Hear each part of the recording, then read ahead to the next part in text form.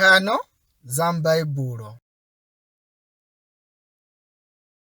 Filipo ndi Mdindo. Mu nthawi ya chipangano chatsopano kunali Filipo mtumiki. Mtumiki ndi wantchito wa Mulungu mukachisi.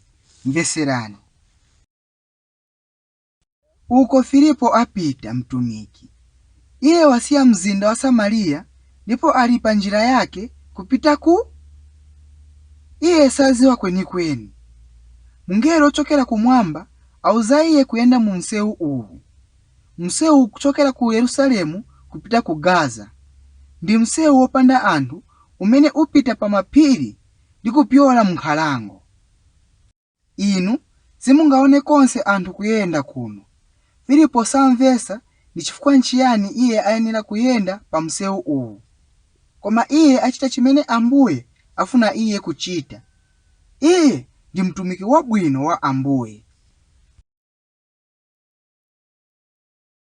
Onani, ngakhale nditero iye sindiye yekha munthu pa njira iyi. Pasogolo pake iye aona galeta yokongola ikuyenda. Ikokedwa ndi mahachi amphamvu. Filipo ayamba kuyenda mofulumira. Iye apitirira galeta nayamba kuyenda m'mbali mwace. Chifukwa ninji iye achita icho? Mzimu Woyera auza iye mu mtima mwake kupita ku galeta. Mwamuna ali kale mu galeta. Inu mukuza kuona kuti iye ndi mwamuna wapamwamba. Iye achokera ku dziko lakutali lotchedwa Etiyopiya. Mfumukazi wolemera akhala m'dziko lakutali. Ndipo Mdindo anali mtumiki wake wapamwamba.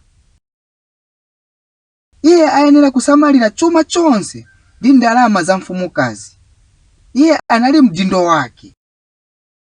M'dziko lake Mdindo anamva anthu kulankhula za Ambuye. Ndipo kufunitsitsa kwa Ambuye kunadzuka mu mtima mwake. Iye ndi wosauka wosapembedza. Koma Ambuye akoza kupanga iye wolemera ndi wokondwa. Kenaka iye anafunitsitsa kupita ku kachisi nyumba ya Mulungu mu Yerusalemu kulambira Ambuye uko. Unali ulendo wautali ndi wovuta, komabe iye anapita. Tsopano iye ali kubwerera ku dziko lake. Filipo ayenda mbali mwa galeta. Ndipo iye akoza kumva Mdindo kuwerenga mokuwa. Inde, iye ali kuwerenga kuchokera m'Baibulo, kuchokera m'buku la mneneri Yesaya. Filipo amvetsera. Ndipo kenaka iye akuti kwa Mdindo, kodi mumvetsa inu chimene muwerenga? Mdindo aleka kuwerenga. Iye ayang'ana Filipo ndi kuti, iyayi, pakuti ine ndilibe wina wofotokoza tanthauzo kwa ine. Kodi inu mungandiuze ine tanthauzo la zonse? Bwerani mukhale ndi ine m'galeta. Filipo akhala kumbali kwace. Tsopano iye amvetsa nchifukwa nchiyani Ambuye afuna kuti iye ayende mu msewu uwu wopanda anthu. Imvani, Mdindo ali kuwerenganso. Iye anatsogoleredwa ngati nkhosa kukaphedwa, monga mwana wankhosa wosalankhula pamaso pa womupha. Motero iye sanasegule pakamwa pake. Kodi ichi chinena za yani? Ndani atanthauza kukhala nkhosa ndi mwana wankhosa?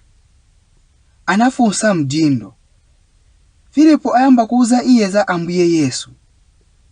Ambuye Yesu ndiye nkhosa ija ndi mwana wankhosa. Iye, mwana wa Mulungu, anali wokonzeka kufa kunyamula chilango cha anthu ake, kupulumutsa anthu ake. Mdindo amvetsera ndi kumvetsera. Ambuye Yesu afunanso kukhala mpulumutsi wake. Iye akhoza ndipo ndi wokonzeka kupulumutsa iye kuchokera ku machimo ake onse. Ndipo iye akhulupirira icho ndi mtima wathunthu. Iye ayamba kukonda Ambuye Yesu. Icho ndi chozizwitsa cha Ambuye mu mtima mwake. Posachedwa iwo afika pa kamtsinje kamadzi. Ndipo Mdindo akuti kwa Filipo, kodi tsopano nanenso ndikhoza kubatizidwa? Inde, anena Filipo, pokapo inu mwakhulupirira ndi mtima wanu. Mveserani kuchimene Mdindo anena tsopano. Ine ndikhulupirira kuti Yesu Khristu ndi mwana wa Mulungu. Inde, iye akhulupirira icho ndi mtima wake wonse. Ndi mtima wake wonse iye tsopano wadalira pa Yesu yekha. Galeta imisidwa, ndipo pamodzi Filipo ndi Mdindo wa ku Etiopia atsika pansi m'madzi, ndipo Filipo abatiza iye. Ati kukondwa Mdindo ali tsopano.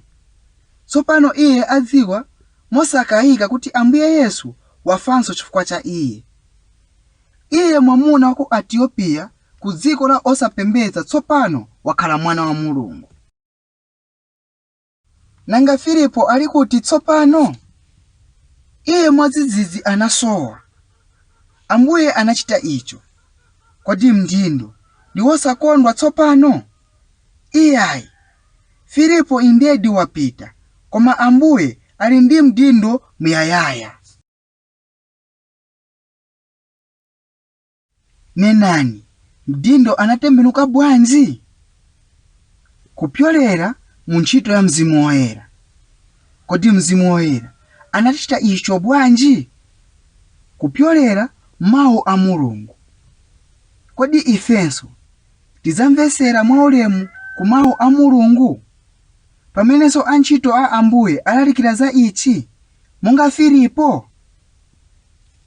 Tiyeni kenaka tipemphererenso kuti Ambuye azigwiritsa ntchito ichi kutembenuza ife, monga iye anachitira Mdindo wa ku Etiopia.